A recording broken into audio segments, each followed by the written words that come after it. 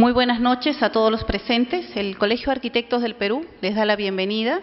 Agradecemos su participación en este inicio del ciclo de conferencias por el 54 aniversario del Colegio de Arquitectos. Por favor. Buenas noches con todos. Agradecerles al Colegio de Arquitectos por esta invitación para poder compartir con todos ustedes nuestras experiencias en lo que vendría a ser jardines verticales y azoteas verdes. Bien, nosotros empezamos a hacer jardines verticales en el año 2012 en Huachipa, ¿no? Empezamos a hacer toda una experiencia en el sentido de hacer la selección de los sustratos y las especies adecuadas y sobre todo también las estructuras de soporte de las plantas. Posteriormente, a medida que íbamos avanzando, comenzamos desde acá y finalizamos por estas partes donde ya teníamos lo que ya les he mencionado, al mismo tiempo también viendo el sistema de riego tanto automatizado o de forma manual, que era mucho más económico.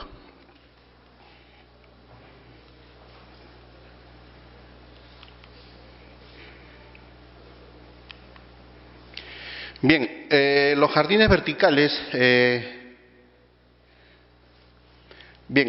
los jardines verticales de lo que se pueden implantar en un muro, para que puedan soportar, se basa en base a una estructura que son mantas con bolsillos y unos marcos que pueden ser de madera o bien de metal para poder sostener.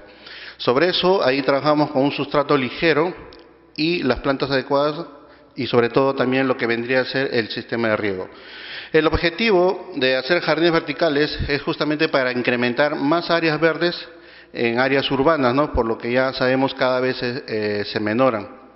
Pero nosotros, a medida de la investigación, lo que buscábamos era buscar ciertas alternativas mucho más económicas y que sean accesibles para poder implementar más cubierta vegetal.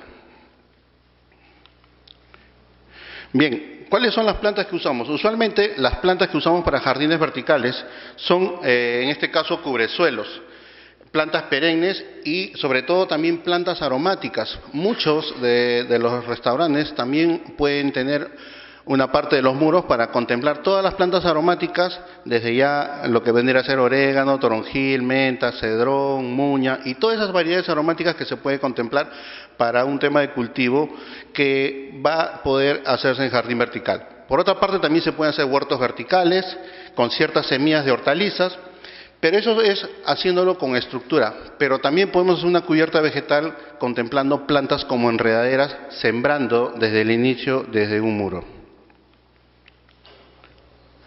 Acá lo que podemos ver, anteriormente en Lima se podían hacer los cercovivos. Para hacer los cercovivos contemplamos plantas conocidas como enredaderas. Entre esas pueden ser bugambías, pueden ser madreselva, jazmín, que son plantas perfumadas, que anteriormente se estuvo haciendo en Lima y se dejó, ¿no? Pero es importante nombrar esto porque esto es una parte importante porque es mucho más económico contemplar. De hecho, tenemos mayor demora en hacer una cubierta para cubrir una pared de 3 metros de altura, por lo menos demora unos 6 meses, pero sí podemos contemplar bajo enredaderas.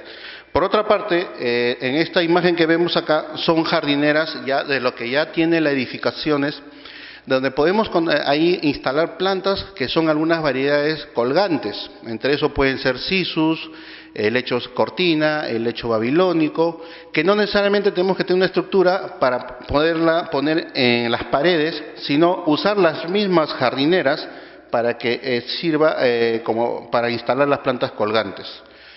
Por otra parte, también lo que vemos acá es una casa totalmente cubierta de forma natural, sin estructura de soporte, y acá anteriormente muchos arquitectos deben saber que en la avenida Arequipa, bueno, los más mayores, hace 20, 30 años, se veía pues unas casas totalmente cubiertas, y ahí lo que se usaba eran el Ficus repens o Hedera helix, que son dos especies adecuadas para que estas plantas se puedan pegar a la pared rústica, que no necesariamente tendríamos que usar estructura de soporte para las plantas, simplemente es sembrar al inicio de las paredes o bien una jardinera. Ahora, los jardines verticales con estructura se han creado para zonas totalmente construidos. Entonces, lo que usamos ahí es hacer un tema de jardín vertical, pero lo primero que buscamos es ¿de dónde sacamos el agua y una parte de sumidero? Pues en este tema de jardines verticales, lo que podemos hacer simplemente es crear un jardín vertical con una tineta. La parte baja de acá es una tineta de acumulación de agua, que puede tener 20 centímetros de altura, 15 centímetros de ancho y lo que demande de largo. Esto nos sirve para la acumulación del agua y sobre todo para capturar el drenante de todo el jardín vertical. Ahora, lo único que solamente necesitamos es un punto de energía eléctrica acá, justamente para que encienda la bomba sumergible que internamente lo tiene y por medio de unas mangueras o un sistema de goteo comienzan a irrigar todo el jardín vertical, drena toda la parte y todo esto se captura dentro de la tineta. De esta manera, en zonas, en este caso esto fue hecho en Impala, Néstor Gambetta en el Callao, ya imagínense ustedes para hacer todo el trámite, para gestionar un punto de agua, un punto de sumidero era bien complicado y simplemente para esto se usan tinetas de acumulación de agua. La otra forma también es hacer jardines verticales en forma de módulos, que nos sirve también para huertos o bien para plantas aromáticas o bien semillas, como les dije en principio. Y sobre todo acá lo que podemos ver, en esta parte baja tenemos acá lo que es la reserva del agua mediante una bomba sumergible muy pequeña, como ven las medidas 1,80 m de altura, 70 centímetros de ancho, y se empieza a regar. Y igual forma drena el agua y acá se acumula. Pero de esta forma también se está haciendo sin sistema de riego porque se está aplicando un sustrato profesional, que más adelante lo vamos a hablar, donde ya no necesita sistema de riego para usarlo por medio de electricidad, sino simplemente regarlo manual y sería pues 2 riegos mensuales. Este tipo de sustrato tiene un hidrogel que captura el agua a 700 veces más, genera su espacio y sobre eso ahí la planta toma el agua la cantidad que requiere. Para espacios más pequeños también tenemos lo que son cuadros vegetales. En principio, también estos cuadros vegetales, como bien tienen esta medida, estaban con todo el sistema automatizado y bueno, el sistema automatizado era mucho más caro que el propio cuadro. Entonces, hoy en día lo que se está usando es simplemente sustrato profesional, las plantas adecuadas si son de interior o exterior y un riego que puede ser con un pulverizador 2 veces al mes. Ahora, en jardines verticales también podemos hacer huertos, ¿no? En este caso tenemos esto ya instalado en Huachipa, donde hemos instalado fresas. Y bueno, acá ustedes pueden ver el sistema de riego. Y en esta parte también todo lo que son huertos verticales. Son adecuados para poder hacer este sistema de cultivo, pero es más de un tema comestible o de cultivo, ¿no? Para consumo, más no es tan ornamental para contemplarlo dentro del paisajismo. Bueno, todo lo que le estoy mencionando, todo es un jardín vertical con sustratos. En este caso también se está haciendo jardines verticales hidropónicos, pero esto no es el adecuado para acá Lima. Tenemos a unos compañeros que lo han hecho, pero no ha sido tan bien la función a consecuencia de que hay que hacer una fertirrigación dentro del agua, hay que poner fertilizantes. Y hace que estos fertilizantes hacen que el agua se vuelva más verde porque las algas se desarrollan a consecuencia de la carga de nitrógeno que tiene el agua y obstruye todo el sistema de goteros. Al margen de que este sistema también de jardín vertical hidropónico hay que regar constantemente mediante fertirriego y eso nos va a generar mayor consumo de agua. No es como hacer un jardín vertical para nuestras condiciones acá en Perú con sustrato que le vamos a dar la cantidad de agua necesaria, que incluso ya sabemos las cantidades por metro cuadrado dependiendo de las especies, si son plantas de interior o exterior. Bueno, acá lo que podemos ver en esta imagen, simplemente este es un jardín vertical totalmente ya instalado, tomado una foto de la parte de arriba, pero acá vemos cómo se ponen las mangueras y la línea de goteros. Los goteros para un jardín vertical tienen que ser goteros autocompensados. ¿Qué quiere decir esto? Que cuando ya la manguera ya tiene una carga o una presión de agua, los goteros se aperturen de forma continua para que puedan regar el jardín. Si en este caso son goteros de 2 litros, 4, 8 litros hora, dependiendo de la presión de cada casa, es el adecuado. No podemos regar con goteros que no sean autocompensados porque generaríamos diferentes tipos de desarrollos en la cubierta vegetal por porque no tendría la uniformidad del riego. Bueno, acá en esta imagen lo que podemos ver, los jardines verticales lo podemos instalar tanto en un muro sólido como en una estructura de drywall. Acá lo que vemos simplemente es las capas. En este caso, para este tipo de jardín vertical lo que se está usando es una geomembrana de PVC, que es la parte impermeable, y el geotextil que se pone acá, que es una tela que se costura tanto horizontal vertical para poder hacer unos temas de unos bolsillos para instalar la cubierta vegetal. Desde ya, esta es otra imagen donde podemos ver cómo se hace el riego del jardín de forma manual por goteros. Riega toda la parte del sustrato, acumula agua, captura la raíz y el excedente se va a una tineta, si en el caso es recirculante, o bien se va a un sumidero. Pero lo importante del jardín vertical es hacer un riego adecuado, de acuerdo a la cantidad, para generar un ahorro en el agua. Porque si hacemos que el agua constantemente se vaya a un sumidero, lo único que vamos a hacer es lavar el sustrato y empobrecer el sustrato y las plantas no van a tener un buen desarrollo. Y para esto ya hay un cálculo de agua por metro cuadrado que lo vamos a hablar más adelante. Por otra parte, acá vemos un sistema de jardín vertical pasivo. Le decimos a este tipo de jardín vertical que está soportado a una estructura, en este caso la estructura del jardín vertical mediante todo lo que son listones que pueden ser de madera o bien de metal, de acuerdo a la capacidad económica de cada cliente, que es lo que se instala, todo va hacia la pared. Por otra parte, acá lo que vamos a ver que por un metro cuadrado nosotros contemplamos 50 plantas por metro cuadrado, 25 litros de sustrato, en este caso puede ser sustrato casero o un sustrato profesional, y la medida de bolsillo son de 10 centímetros de ancho por 15 centímetros de altura y un peso aproximado de 50 kilos. Los 50 kilos donde se está contemplando son tanto la estructura, el sustrato, las plantas, el sistema de riego más el agua por metro cuadrado. No podemos usar más plantas porque a medida de que se usan más plantas ya no sería ya respetando los espacios para el desarrollo de cada planta, sino sería un efecto tapizante. Y hacer un efecto tapizante en un jardín vertical, posteriormente, a medida que la planta va a desarrollar y va a tomar su espacio, va a empezar a eliminar o a matar las plantas de los costados por un tema de rivalidad de espacio.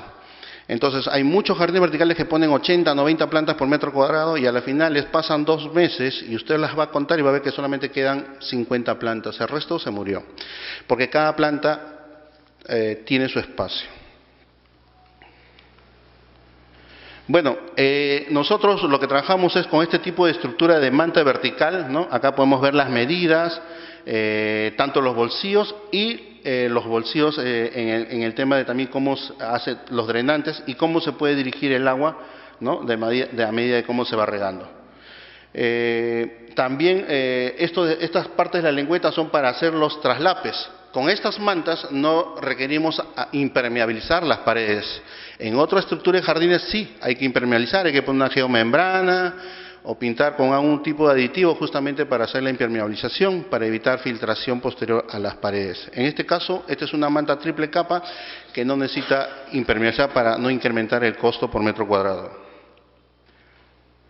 Bueno, los beneficios de este tipo de estructura es los hoyos. Estos hoyos ya están demarcados justamente por 2 funciones. Uno para drenar el agua y el segundo es para generarle aireación al sustrato. Generarle aireación al sustrato lo que vamos a incrementar es que los microorganismos se generen en mayor cantidad y hagan una potencia en la fertilización del sustrato para que la planta pueda tener sus fertilizantes ahí disponibles en un pequeño espacio.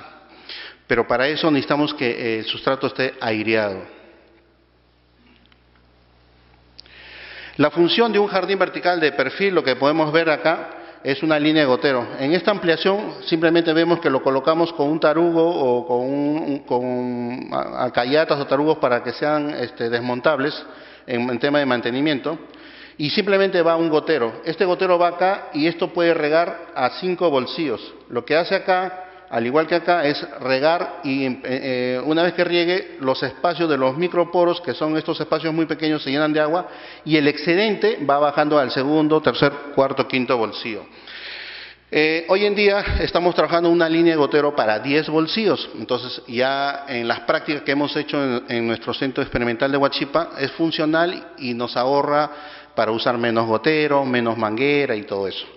Pero lo único que tenemos que fertilizar es en esta parte. Acá enterramos unos 4 o 5 gránulos de NPK, que son fertilizantes en bolitas, y a medida que va regando, estos gránulos se van diluyendo. Y a medida que se van diluyendo, el agua los va soltando en el suelo y va pasando a los posteriores bolsillos a medida que va bajando el agua.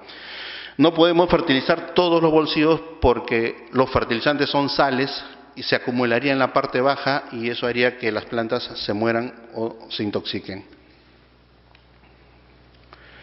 Bueno, esto por ejemplo es un jardín vertical de interior. De la misma forma, ya cuando vamos a una casa, a una residencia, prácticamente ya está acabado todo lo que vendría a ser el acabado, cerámicos, las paredes y todo eso. Entonces pedirle a un cliente, decirle pongan un punto de agua, pongan un sumidero, sería pues romper todo este cerámico que ya está hecho.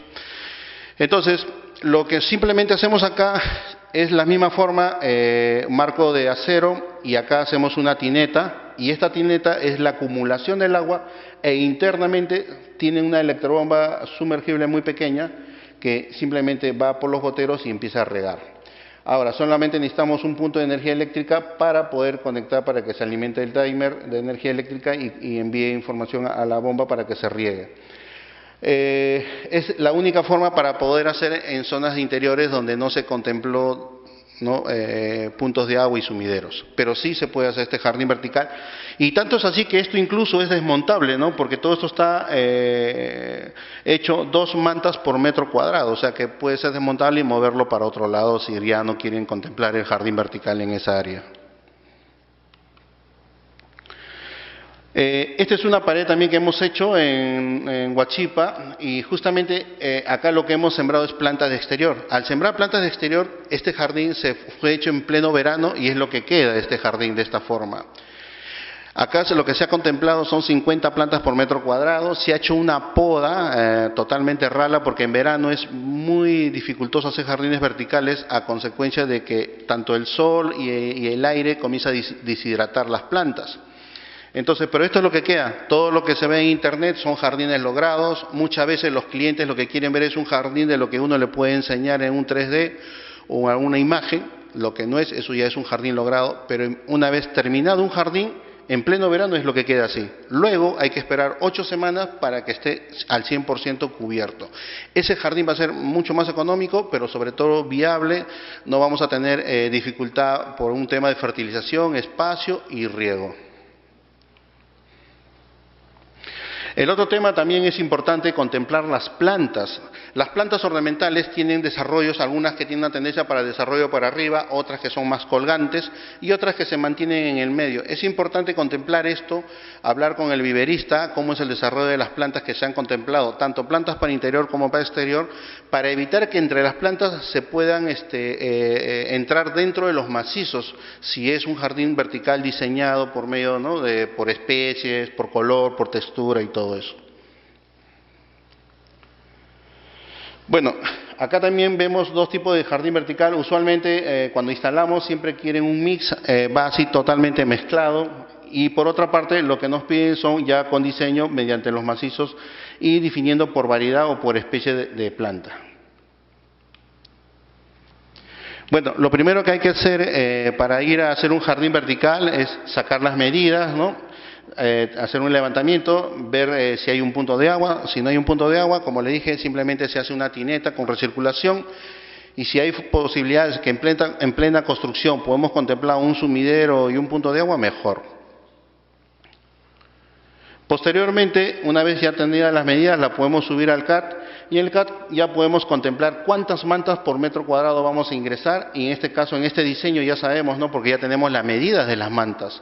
Sobre todo, también podemos ver lo que vendría a ser la cantidad de sustratos, porque es a medio litro de sustrato por bolsillo, que es la cantidad adecuada, y sobre todo también el sistema de riego, sea manual o automatizado, pero lo que predomina acá es la línea de riego, que es fundamental, con los goteros. Todo esto nos va a indicar la cantidad de materiales que vamos a usar para hacer un jardín vertical, y eso nos va a servir incluso para poder cotizar los materiales.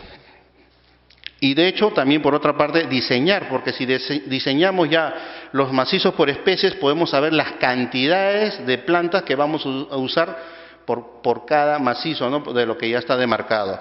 Una vez impreso esto, se manda al técnico, el técnico simplemente ya con la leyenda y con los números que ya están ya puestos en cada cuadro, podemos hacer la instalación de un jardín vertical de mayor extensión. Los jardines verticales, lo usual son estos tipos de herramientas, y lo hemos puesto acá porque los jardines verticales hoy en día, pues, técnicamente se puede usar con profesionales o técnicos cuando vamos a implementar un sistema automatizado y todo eso, ¿no? Pero los jardines verticales están muy prácticos para poder hacerlo en familia, un fin de semana en casa. Estas son las herramientas usuales, o sea, no hay nada complicado, ¿no? Ahora, la parte de los drenantes, si es un jardín vertical, también podemos usar, ¿no?, estas canaletas, ¿no?, estas canaletas blancas, o estas también rejillas que se usan al nivel de piso y nos sirven justamente para drenar y enviar el agua mediante el sumidero. Desde ya, la instalación de los jardines verticales, en este caso las mantas, van traslapadas, ¿no?, van de una a otra. La instalación se empieza desde abajo y se termina hacia arriba, ¿no? Entonces, como ven, se hace una demarcación, perforación, se ponen unos tarugos ahí porque las mantas por metro cuadrado son 50 kilos, en este caso cada manta sería 25 kilos, es movible, no hay mucho peso por el tema del sustrato ligero, y simplemente se instala. Acá tenemos un claro ejemplo de que la pared no está tarrajeada, no lo necesita, si está tarrajeado a buena hora, pero la manta es totalmente impermeable. Podemos, incluso muros de esta forma, las podemos forrar con cubierta vegetal y posteriormente simplemente se desemperna acá y se mueve. No se pierde ni la manta, ni las plantas, no, todo se puede mover y se puede poner a otro lado. De igual forma acá ya hemos hecho toda la instalación, y en esta parte que ustedes ven acá es para poner la manguera de riego, y acá es donde se ponen los goteros van escondidos debajo de la manta. Se prende el sistema, va regando, ¿no?, a 5 bolsillos. Como le dije, hoy en día se riegan a 10 bolsillos verticales. Bueno, en esta imagen podemos ver que hemos hecho la instalación de las mantas verticales desde abajo hacia arriba, totalmente terminado, y es ahí donde ya empezamos a poner lo que vendría a ser el sustrato. Ya. Ahora, la importancia del sustrato, como le dije, tiene que ser un sustrato totalmente ligero, va una mezcla, no es cuestión de comprar una plantita, romper la bolsa y ponerlo al bolsillo, porque es otro tipo de sustrato adecuado para un medio de cultivo en un vivero ornamental, donde las plantas todos crecen para arriba, pero el sustrato es muy pesado. En este caso, acá hay que elaborar un sustrato, ¿no? Entonces, eso es muy importante. Lo otro es la característica de un buen sustrato. Como ven, tiene que tener un bajo peso, que sea totalmente ligero. Ese es el sustrato que van a poder conseguir en el vivero. Pero hay sustratos profesionales como la perlita, vermiculita, arcilla expandida, fibra de coco, que esto lo importan algunas empresas, que son muy buenos porque con estos tipos de sustratos podemos llegar a 18 kilos por metro cuadrado y lo podemos hacer en paredes drywall, que es totalmente ligero. Y por otra parte también son los nutrientes disponibles que debe tener mediante los gránulos de NPK que les dije, que sean de dilución lenta. A medida que va regando, se va diluyendo lentamente los fertilizantes, por medio del agua las plantas las van tomando.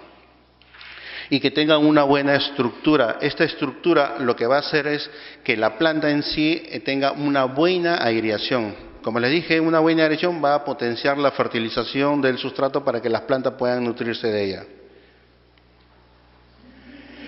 Acá es lo que justamente les decía, ¿no? Acá tenemos la fibra de coco o el musgo molido, tenemos la perlita, la arcilla expandida, la vermiculita. Estos sustratos se pueden hacer jardines verticales totalmente ligeros, a 18 kilos por metro cuadrado. Lo recomendable es usarlo en jardines verticales muy pequeños, de 2 a 4 metros cuadrados. El riego en interior puede ser cada 15 días o 2 veces al mes. En cambio, si usamos un sustrato casero, tendríamos que regar 2 veces semanales, o sea, 8 veces al mes. Estos sustratos son muy adecuados para hacer un jardín vertical. Bueno, igual forma ya están instaladas las mantas, comenzamos a hacer el aporte de los sustratos acá, en este caso ya este es un sustrato de vivero que es más económico que el otro, porque esto sí es más funcional para jardines de mayor extensión por un tema de costo, porque los sustratos profesionales sí tienen mayor costo que el que podemos conseguir en el vivero. Pero como esto va a estar supervisado por un tema de mantenimiento de una empresa privada que dé mantenimiento de jardín vertical, no sería tan difícil como lo que podría hacer una persona que haga un jardín vertical de 2 metros cuadrados para interior, que ahí sí sería recomendable usar sustratos profesionales. Bueno, acá están todos los accesorios que nosotros usamos en el sistema de jardines verticales. Estos son súper prácticos, se pueden conseguir, se pueden instalar un fin de semana o hacer un tema de piloto.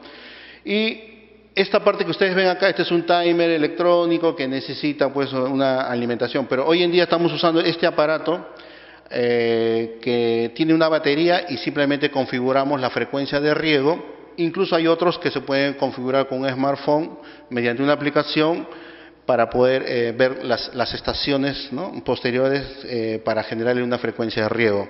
Y estas baterías duran 1 año, no necesitamos cablear y todo ese tema que genera mayor costo. Con esto es súper práctico. Tenemos goteros de 2 litros, 4 litros, 16 litros hora.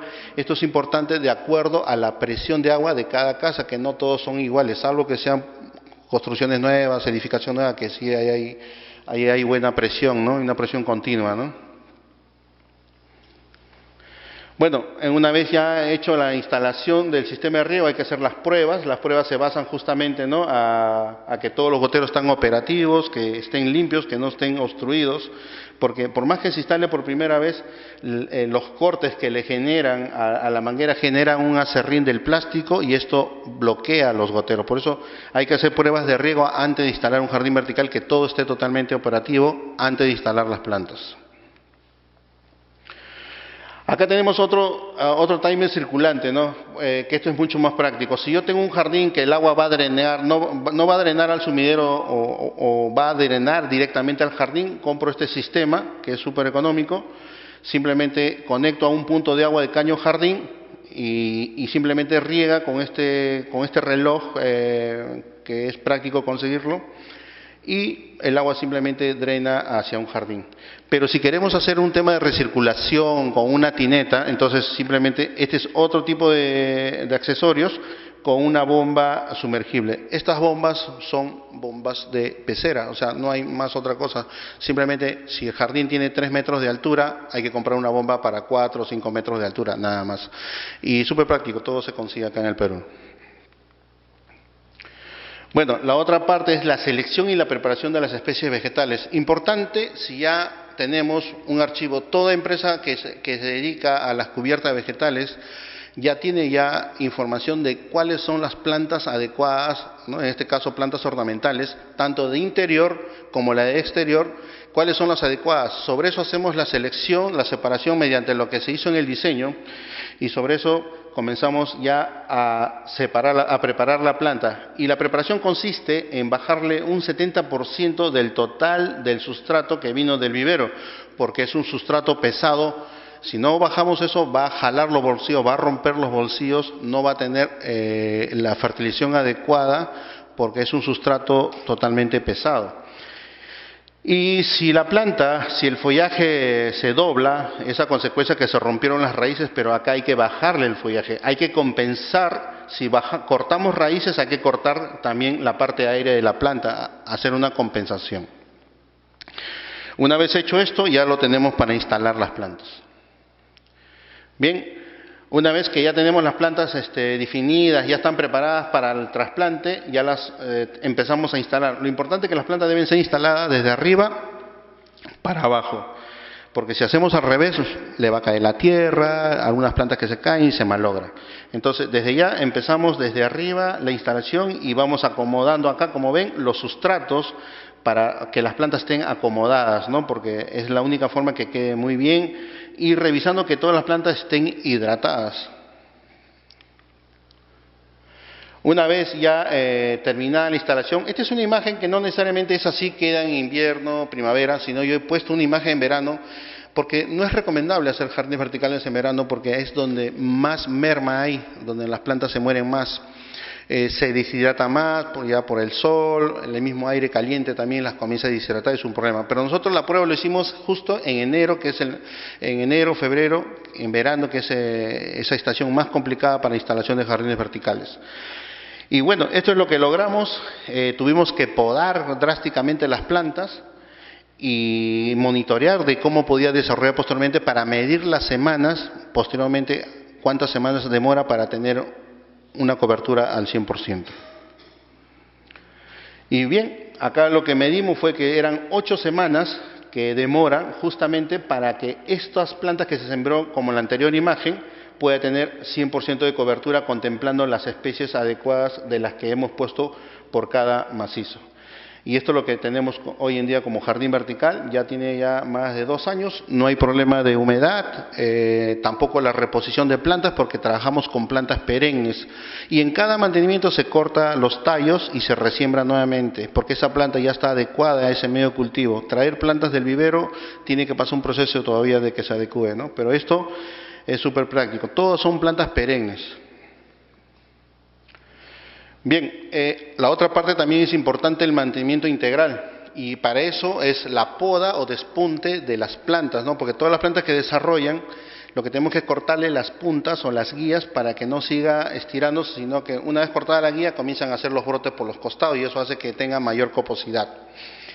Y la otra es la poda de raíces, que es bien raro hacerlo, pero se puede hacer una vez al año, o sacar la planta del bolsillo, te sale la planta entera y la divides. Eso se llama división de mata, o sea, ya tendrías 2 plantas.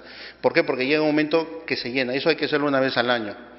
Y la otra parte también es la fertilización mediante los gránulos o también mediante fumigación, ¿no?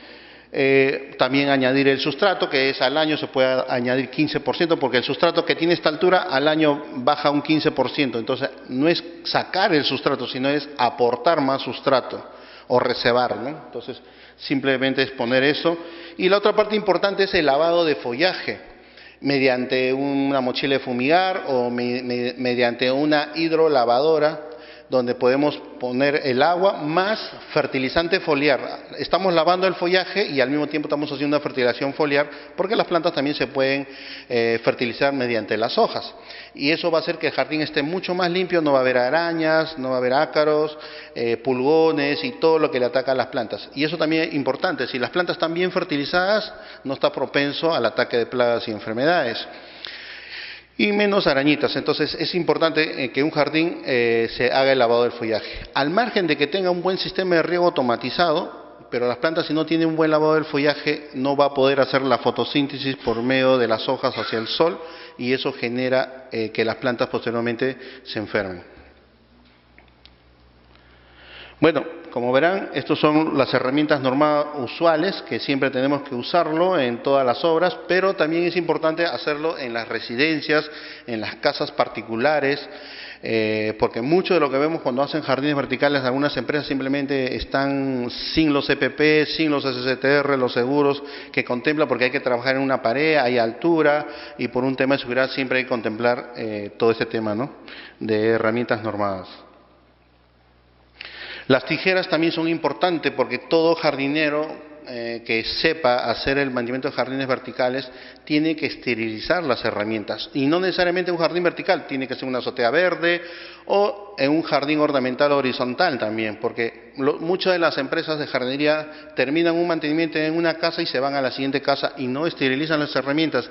Y ahí es donde transmitimos enfermedades a las plantas. Y en jardín vertical no podemos permitir eso porque basta que se malogre una parte del jardín vertical, inmediatamente como es visual se ve y se genera un problema con el cliente. Entonces hay que tener mucho cuidado con las herramientas, tienen que estar esterilizadas en este sentido o desinfectadas para evitar contagiar a las plantas que están ahí.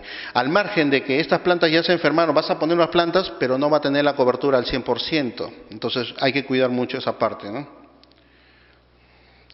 Bueno, acá está la hidrolavadora que les decía, que esto es importante para un jardín grande o de extensivo. Acá están los gránulos NPK, una mochila de fumigar que puede ser de 20, 10, 5 litros si el jardín es muy pequeño. Y algunos fertilizantes y insecticidas que tenemos que aplicar a un jardín vertical por un tema de prevención. Por ejemplo, ahora con el fenómeno del Niño apareció bastante polía y las polillas se fueron al jardín vertical y se empezaron a comer todo el follaje y comenzaron a llamar problemas. Y esta polilla picaba, dejaba una larva e infectaba ahí algún tipo de hongo y los jardines pésimos por todo lado. Entonces, para evitar eso, tiene que haber una prevención justamente para que cuando ya la polilla venga, va a poner la larva, pica y se muere, ¿no? Entonces, siempre es bueno contemplar estos productos. Este es el mantenimiento del jardín vertical, tenemos que estar así de esta forma. Esta imagen se ve bien laborioso, pero hay que también tomar una definición si se va a proyectar o hacer un proyecto de jardines verticales, qué tan funcional es, porque muchas veces armar toda una escenografía de andamios es mucho más caro que el jardín. Entonces no tiene sentido hacer jardines verticales tan altos, dependiendo, eso también está, si es funcional o si la parte es económico, generar todo lo que es los andamios, porque hay jardines verticales que quieren hacerla tan alto, pero imagínense hacer todo el mantenimiento con grúas aéreas, es todo un tema. Hay que tomar bien en claro eso. Les digo por experiencia porque es muy caro. Incluso acá creo que la UPC para mantenimiento de jardín, para armar todo, es casi más de 8.000 soles para armar los andamios.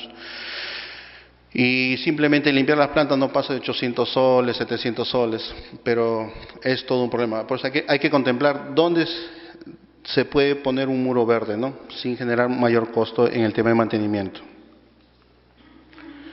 Bueno, esta es la imagen de un jardín vertical que hemos hecho en Ocinegermín.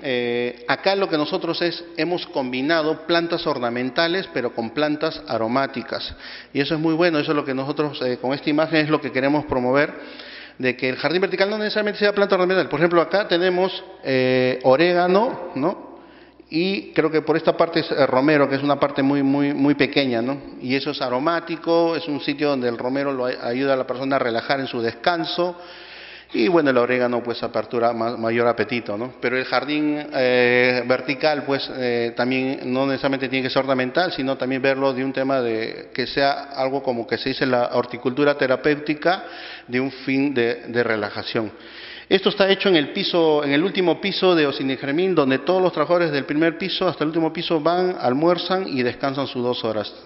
Se relajan muy bien, bajan abajo a trabajar en sus oficinas y están mejores, ¿no? Entonces, eso es lo que yo con esta imagen trato de promover, que en un jardín vertical se usen plantas aromáticas. Y eso también ayuda a repeler el ataque de las plagas, no al 100%, pero ayuda, ¿no? Siquiera un 50%, ¿no? Pueden sembrar rudas, se mueve, el olor las espanta, las mismas plantas aromáticas también cumplen esa función.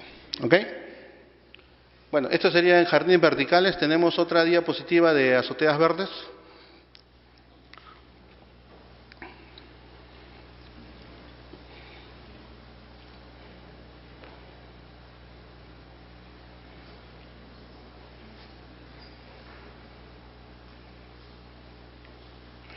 Bien, esta es una imagen también en San Juan de Miraflores que la tomé hace 2 años también. Y como ven, acá todos los cerros están totalmente cubiertos de casas, pero acá ya no se ve tanta pobreza, ¿no? Porque casi todas las casas tienen 3 pisos, 4 pisos, o sea, pueden generar una azotea verde, pero de repente no una azotea verde como la que se plantea en los costos, pero de repente viendo una posibilidad mucho más económica. Entonces, lo que nosotros empezamos en base a esta imagen, ver qué materiales usar. Entonces, ¿para qué? Para que en el futuro tengamos este tipo de jardín vertical, ¿no? De azoteas verdes en este caso, y comenzamos a trabajar con varios materiales que vamos a empezar acá, ¿no? Entonces, de hecho que acá hay unas disposiciones, unas normas que ya está dado. Sabemos que en la Municipalidad de Ate y San Borja sí está normado este tema de incrementar áreas verdes por medio de las azoteas, pero las otras están pues con un tema, ¿no? de apoyo, de fomentar las áreas verdes y todo eso, pero que no es tanto como las otras municipalidades, ¿no? Bien, acá lo que nosotros, este es en Huachipa también, acá hicimos nuestras pruebas también para hacer azoteas verdes, porque lo primero que nos encontrábamos era de que para hacer azoteas verdes tenemos que generar unas pendientes por el agua, pero en nuestra realidad y de acuerdo a nuestras prácticas tenemos los techos totalmente planos. Y entonces nosotros empezamos a hacer acá nuestras pruebas y generamos esta azotea verde que lo vamos a dar paso por paso. Y en la parte de acá arriba hicimos un huerto donde hemos contemplado árboles frutales de 3 metros de altura, hortalizas y algunas frutales enanos que vamos a ver más adelante. ¿Ve? Como ven, acá lo que hemos contemplado son hortalizas, ¿no? Que hemos contemplado sustrato, o sea, la tierra preparada de 15 a 20 centímetros, algunos enrederas y frutales injertados. Los frutales injertados, pues a 1,50 m ya están dando, hay que ver las variedades adecuadas. Ahora, acá también lo que vemos, mucho se confunde las azoteas verdes visual con las de uso. En este caso nosotros le hicimos visual a una azotea verde donde simplemente instalamos plantas como cubresuelos, pero que no podemos pisar porque si no todas las plantas se malogran, ¿no? Entonces, lo que hemos hecho acá es simplemente, esto es una imagen donde ellos han usado plantas, en este caso son echeverrias, suculentas, crásulas, sedum, pero con fines visuales, nada más, pero no es de uso. Y esta es la confusión que se crea mucho con las azoteas verdes de uso. Por ejemplo, acá estamos viendo arcilla expandida, ladrillo molido, que eso no lo vamos a usar, pues es muy caro en una azotea verde con césped. Bien, las azoteas. Primeramente, acá no tenemos nada de pendiente, estamos trabajando en pendiente cero, totalmente cero. Es una casa antigua. Simplemente hay que corregir, arreglar todas las grietas que hay y generarle sumideros. Entonces, los sumideros en los bordes, en los costados y por varias partes que necesitan. Bueno, por otra parte, también cuando conversamos con muchos arquitectos nos decían que un sumidero en una azotea verde debe ser un sumidero para 20 metros cuadrados. Pero en las prácticas nosotros hemos estado haciendo un sumidero para 10 metros cuadrados. Porque no solamente es que drene el agua, por emergencia, claro está, y sobre todo, que hay otra cosa muy importante que hay que contemplar, es la aireación del sustrato. Porque si no aireamos el sustrato, en un poco sustrato que tiene poca altura, las plantas no van a desarrollar muy bien.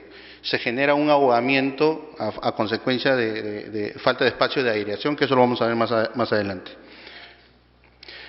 Otro de los problemas también que hemos visto en obras de los que hemos instalado jardines verticales, muchos dejan este punto de energía, punto de iluminación con un tubo de luz, claro está, pero esto tampoco no sería el adecuado porque al momento de impermeabilizar, sea con manto asfáltico gravillado o geomembrana de PVC, que son estos tipos de materiales que usamos, una se usa con soplete, con gas, y la otra se usa con pistola de termofusión, que creo que la temperatura está sobre los 700 grados. Y tenemos muchos problemas que acá se queman. Entonces hay que tener mucho cuidado con esto, ¿no? En los proyectos. Lo más usual debería haber un punto de energía eléctrica acá y el sistema de iluminación debería ser al exterior con un cable vulcanizado, con unas estacas. Pero no dejar esto, porque esto va a tomar, en algún momento va a tener problemas, porque en nuestra prueba que hicimos, dejamos unos tubos así medios quemaditos y después posteriormente nos llamaron para cambiar la manta, ¿no? El manto asfáltico porque pasa el agua, ¿no? Filtra el agua. Ahora, en esta imagen de una casa antigua, que es nuestro centro experimental, de hecho que no podíamos tener el sumidero de repente en el medio, pero sí lo hemos hecho en la parte de inicio 1 o bien en el parapeto, que es acá, o en el sardinel. Este es el piso, ¿no? De la azotea y acá está el parapeto, y lo hemos hecho de forma así, ¿no? La idea era para que el agua drene. Las azoteas verdes, cuando se implementa una azotea verde, hay que hacer el cálculo de la cantidad de sustrato para ver la cantidad de agua. No es que haya un sumidero y el agua tiene que drenar, ese es un error. Solamente los sumideros son de emergencia, si en caso se rompe un caño y todo eso, ¿no? Entonces, nosotros lo que hemos hecho acá, lo hemos bajado por acá, ¿ves? Y se va hacia el desagüe, ¿no? Pero esta parte que hemos dejado acá, lo hemos dejado si el cliente, bueno, en futuro pues quiere poner una piscina flotante, una piscina de plástico, simplemente drena el agua por acá, porque no va a drenar el agua en pleno césped. Porque si hace eso, esa cantidad de agua va a lavar los nutrientes de la tierra y lo va a empobrecer. ¿Ya? Entonces, siempre hay que dejar un punto ahí. Esto se puede dejar, si el sustrato llega a 15, esto se levanta a 20 de altura. Y eso también nos sirve como aireación del sustrato, que lo vamos a ver más adelante. Ahora, si hay posibilidad de poner un tubo de 2 pulgadas para hacer un sumidero en el medio, a buena hora. a buena hora, pero sin cortar en este caso los fierros de las columnas, de las vigas, porque eso malograríamos la parte de las estructuras, ¿no? Una vez puesto esto, lo que tenemos que es colocar un tubo que esté conectado con el sumidero para que el agua baje para abajo y sobre todo acá se genere una ventilación. Y este es el claro ejemplo, ¿ves? ¿Por qué? Porque de momento que esto está impermeabilizado, tenemos un espacio de casi 1 pulgada de vacío, que es la parte del drenante que lo vamos a ver más adelante, es donde está el aire y el aire caliente va a escapar por acá. De hecho, no es por el olor, sino es porque escape el aire para que genere ingreso de aire por la anterior imagen y acá escape el aire caliente para que esté más fresco y para que también ventile el sustrato. Esto es la misma forma como está acá. Ahora, para la impermeabilización, en este caso acá, lo que vamos a hacer, de momento que ya hemos tarrajeado, la azotea, cuando está tarrajeado, tiene que ser áspero, no podemos pulir. Cada vez que vamos a una obra encontramos que el techo lo pulen, incluso le echan aditivos de varias marcas con la finalidad de que esto va a ser totalmente impermeable. Es un gasto en vano, porque necesitamos que la azotea, el suelo esté tarrajeado pero poroso. ¿Para qué? Para que cuando nosotros vamos a aplicar acá un imprimante líquido, se adhiera a la pared para impermeabilizar con manto asfáltico gravillado, ¿no? En este caso. Entonces, una vez que ya hemos hecho esto, se diluye con gasolina o si no con un solvente, hay que dejarlo airear un día. No hay que hacerlo en el momento porque, como bien sabrán, esto genera un gas en el ambiente y prenden el soplete y se encienden. Eso es por un tema de seguridad. Entonces, una vez que ya hemos hecho toda esta parte, ya empezamos a hacer lo que vendría a ser la impermeabilización con manto asfáltico gravillado, con un soplete, ¿no? Con gas, ¿no? Y así sucesivamente vamos avanzando tanto en los parapetos como en la parte de acá de la azotea. Y acá sí tiene que haber un traslape de 10 centímetros, ¿no? Que se conecte la manta de acá con la manta de abajo. Al igual que acá también deja un traslape de 10 centímetros. Ahora, para geomembrana de PVC con la que hemos trabajado con Sidelsa, bueno, la forma como ellos impermeabilizan también es de esta forma, ¿no? Tienen todos sus aparatos, son aparatos también por termofusión eléctricos y comienzan a hacer el tema de la termofusión tanto para los parapetos como la parte plana, ¿no? Considerando también los sumideros. Lo recomendable en geomembrana de PVC para nosotros, si la azotea verde es de mayor extensión, usar geomembrana de PVC. Si son azoteas verdes que son de 30 a 50 metros cuadrados, manto asfáltico gravillado, se compra a un distribuidor, hay personas técnicas que ya saben impermeabilizar y ya está hecho. La geomembrana es más económico, pero su logística o implementarlo es muy caro cuando es espacios muy pequeños. Y de hecho, pues por esta máquina, ¿no? Esta máquina corre rápido si es de mayor extensión. Pero en termofusión, trabajar en pedacito a pedacito para un jardín, una azotea muy pequeña no es conveniente. Manto asfáltico, práctico. Bien, en el tema de impermeabilización del sumidero, otro de los problemas de los sumideros es que cuando he ido a obras encuentro esto, impermeabilizan solo hasta acá nada más. Y le digo, sáquenlo esto y no lo sacan. Por un tema que es bonito, dicen, ¿no? Pero no, por un tema de seguridad no debe ser porque por acá, cuando uno hace la prueba de estanquidad, por acá pasa el agua y filtra.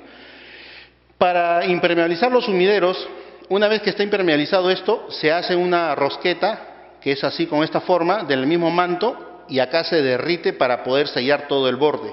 Y sobre eso otra vez se pone la manta encima y otra vez se vuelve a derretir para adentro, porque por acá es el problema del agua. Mucho del agua que pasa, o la filtración, es por estos bordes. Por eso ahí hay que triple capa para impermeabilizar, para irnos a la segunda. En 2 capas es bueno, pero mejor vamos a la tercera para que esté totalmente impermeabilizado. Ahora, cuando vamos a poner la capa drenante, en este caso este es un hidrodry, tenemos que sacar este metal, sacarlo y que quede así libre y se pone esto. Y este hidrodry por metro cuadrado resiste 2 toneladas de peso, así que no se va a romper, no se va a meter acá. De la misma forma, también en geomembrana de PVC tiene que estar totalmente impermeabilizado y en este caso lo que se usa la geomembrana esté metida para adentro y sellado, ¿no? ¿Ves? Totalmente sellado, pero tiene que quedar así libre el sumidero y encima va puesto, en este caso, este panel drenante. Una vez,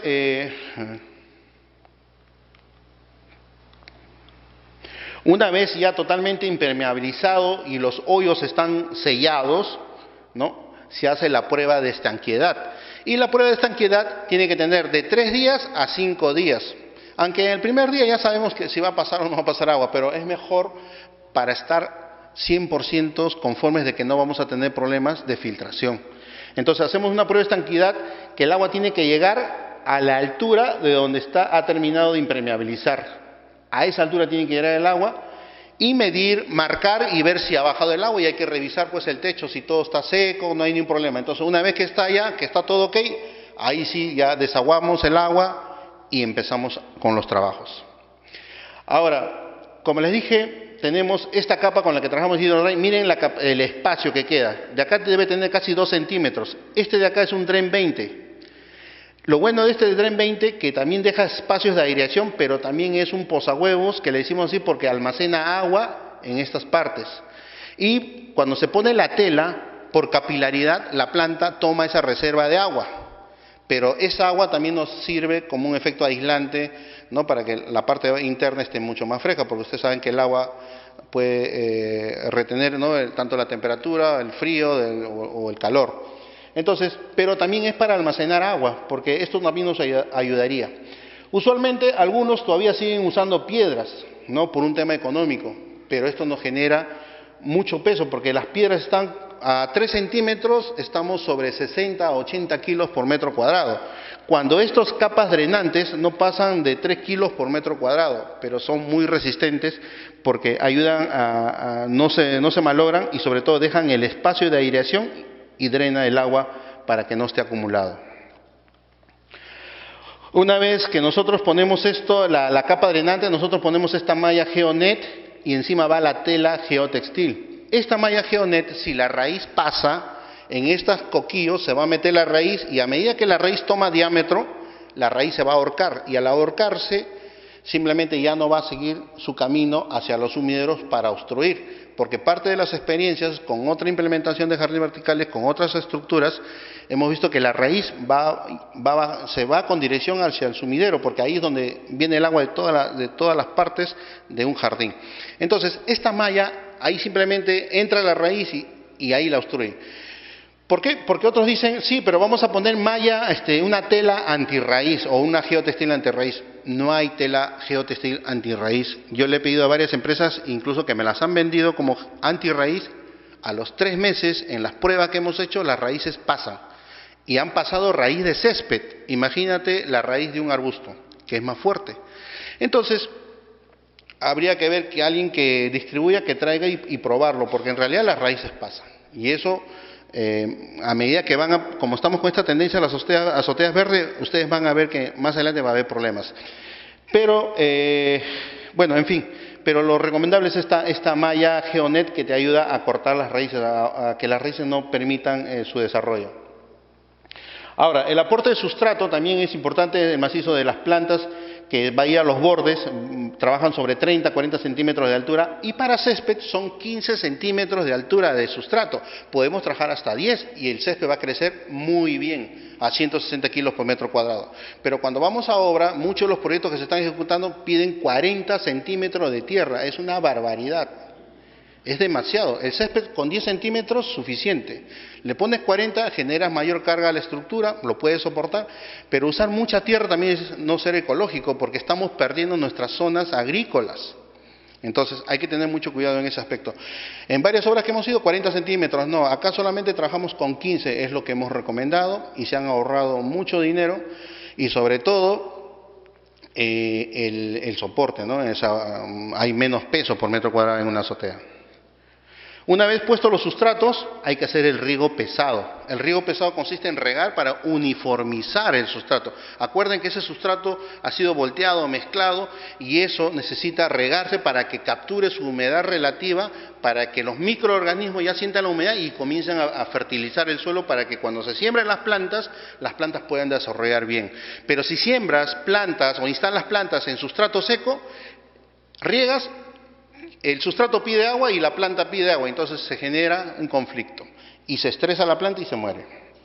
Entonces, La preparación del sustrato también es muy importante. Nosotros lo que hacemos es preparar sustrato para elevarlo por big bag o para las grúas aéreas, lo ponemos en big bag o ponemos en bolsas de 6 micras que no pasen los 25 kilos por metro cuadrado por el tema de la Ley de Seguridad de Salud.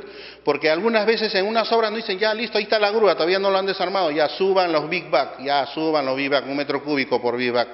Pero después dicen, no, todo es a lomo, hay que subir piso 18 pura escalera. Y entonces tenemos que subir con estas bolsas que tampoco no permiten que pese más de 25 kilos por el tema de Ley de Seguridad y Salud.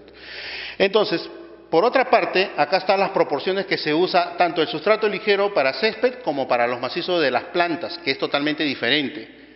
Pero lo importante, los sustratos tienen que ser mezclados en máquina. Una cosa es tierra de chacra pura y otra cosa es sustrato. Sustrato viene a ser la mezcla de tierra, arena, compost, musgo, humus, gránulos de NPK.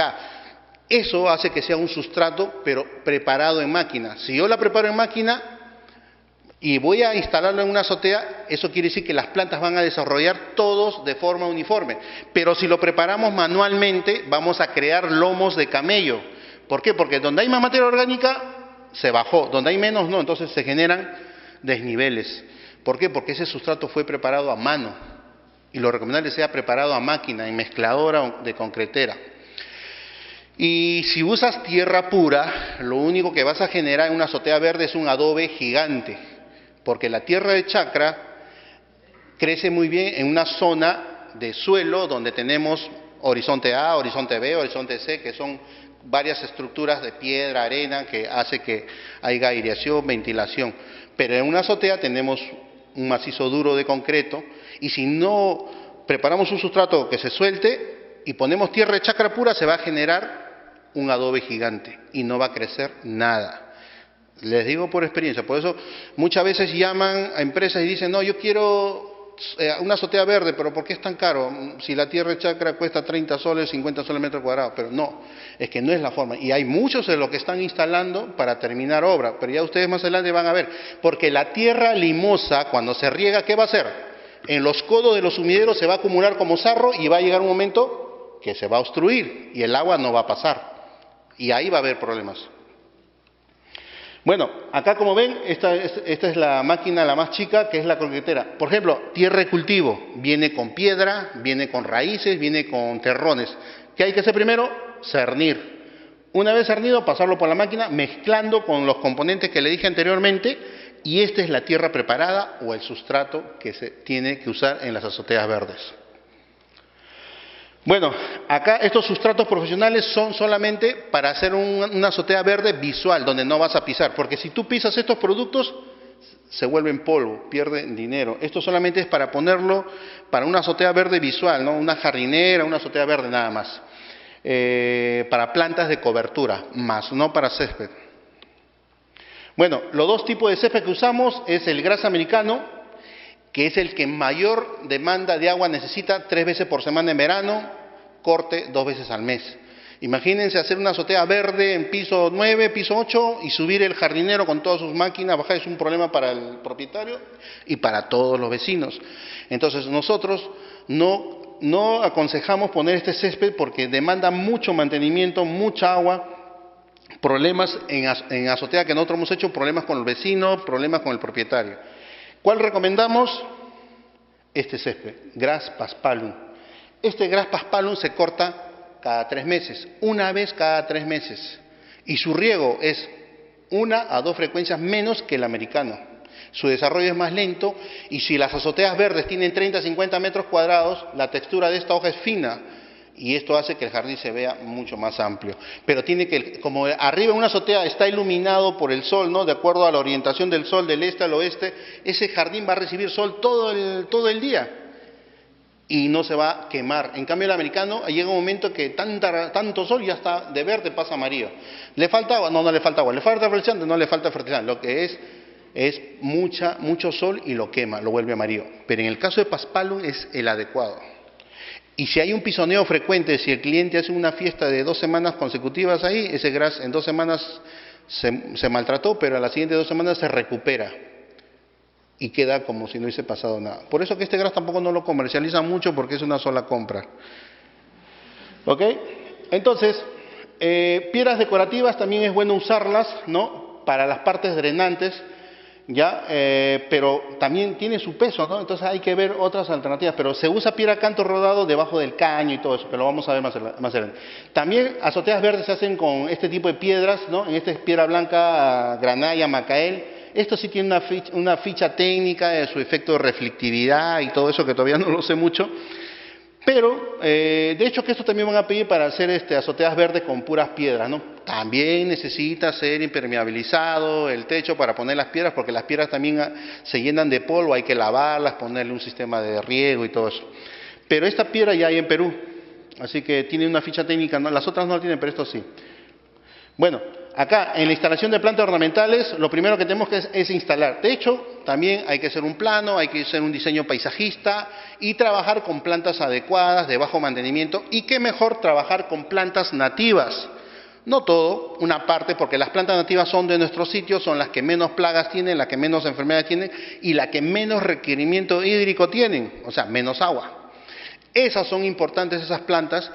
¿Para qué? Para reducir nuestro mantenimiento, porque el cliente no vamos a pasar por su sala, su habitación, subir a su dúplex, imagínate, ¿no? Y toda una desconfianza hoy en día, y hacer un mantenimiento cada 15 días, mucho. Pero con los otros césped, con las plantas nativas podemos hacerlo cada 2 meses, entonces nos van a ver solamente 6 veces al año. Entonces, hay que trabajar así con estas especies nativas, instalándolo, pero plantas trabajadas. Plantas trabajadas decimos toda planta que ha sido podada y tiene forma. Árboles que no desarrollen más de 3 metros de altura, como esto. Por ejemplo, acá muchos tienen miedo, dicen, no, pero un árbol en el techo, sí, se puede poner en un techo verde extensivo que tolere pues un peso de 500, 600 kilos por metro cuadrado, o en las esquinas.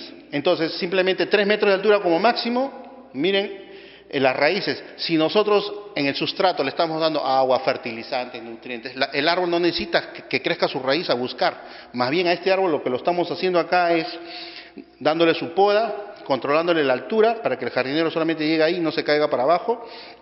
Y otro es que este árbol, como el sustrato tiene todo lo que requiere la planta, no necesita sus raíces que se desarrolle a buscar agua y nutrientes cuando todo lo tiene en el pie, en este caso en las raíces. ¿Ok?